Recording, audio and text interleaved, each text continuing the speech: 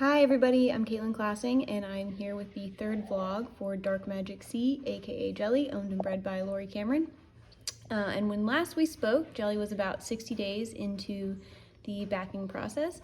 She's now another 60 days beyond that and she is backed at this point, but we are going to talk you through the next steps in her training progression, which would be starting to work at a little bit of contact and introducing her to some jumping. So as soon as the horses have a clear understanding of our leg and our hand, we start to expect them to work in a little bit of contact, which is a process we generally start on the lunge. Teaching them in side reins, they learn to reach out to the contact, not that the rider is going to pull to create contact. And I always think of this process like teaching children the alphabet. We teach them leg and hand have standalone meanings, just like we teach children that the letters C, A, and T are standalone letters. But when we combine them, they spell cat, and we can communicate that way. Just like when we combine the leg and the hand, we can communicate with the horse.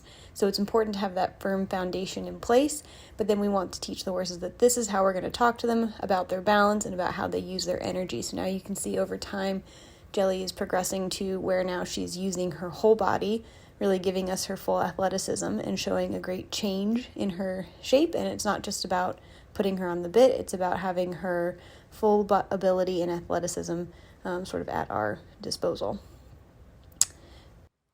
So when we compare this video from June to the video from May, you can see that Jelly's outline has changed, and you can see she's still a little bit loose in the contact, but that's fine. We want her to be pushing out to the bridle, and it doesn't bother us if the horse is not completely steady in the contact. The idea is that we start to create that line of communication from our leg out to our hand, and that the horse starts to understand that they find their balance in between those two aids.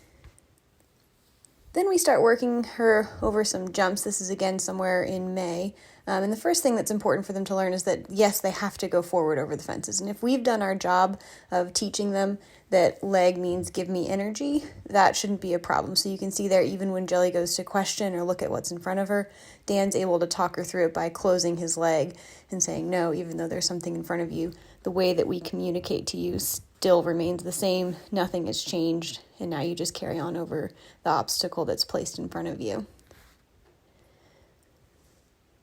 And then once they get the idea that they have to go over the poles on the ground or whatever's in front of them, then we want to start them to be able to do it in a little bit of consistent rhythm. So here you can see Dan set up just some walk and trot poles so that Jelly gets the idea that it's basically just flat work with poles in the way. Yes, she has to go over them, but it's nothing that exciting. It's done in the same rhythm in which she's flatting in the ring, and the poles at set distances is going to help her sort of figure that out. The idea of a consistent rhythm carries over here even when Jelly starts cantering the jumps, but what I really liked about the visual of that jump is that she's really looking down at what she's doing, and that's a great sign that the horse is in self-carriage, that she can look down at what she's doing. Another way to think of this is that we want the rider's aids to be tools and not crutches, so we want the horse to be through the contact but not relying on the contact for balance, because when they're relying on the contact for balance, they can't move their head and neck and look down at what they're doing, which at this stage of her training is really important.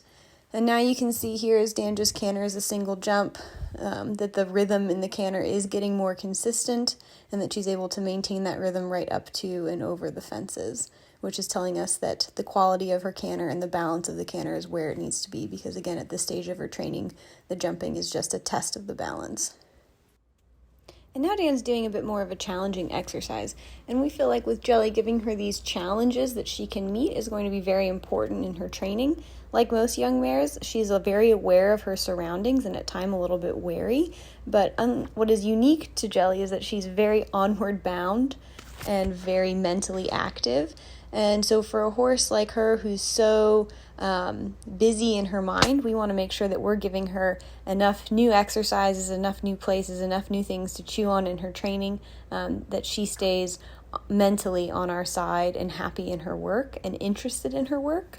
So we're really looking forward to the next 60 days with her, and I'm sure that we will keep you posted. Look forward to possibly getting her out cross-country schooling, and maybe getting her off property here at some point. But we will keep you posted on Jelly's training, and as always, if anybody has any questions, please feel free to get in touch.